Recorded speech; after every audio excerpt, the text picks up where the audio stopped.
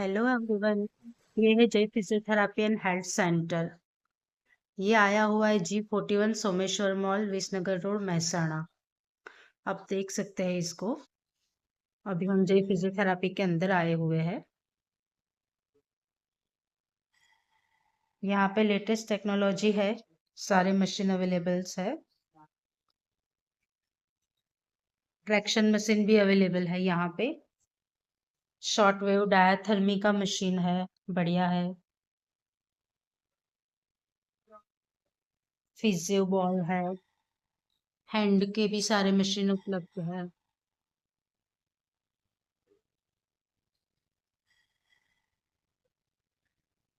Full machinery सब available है। Exercise के लिए भी सारी मशीन अवेलेबल है यहाँ पे।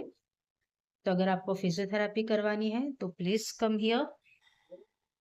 G41 Someshwar mall, Visnagar road, Mehsana, जय फिजियोथेरापी एंड हेल्थ सेंटर।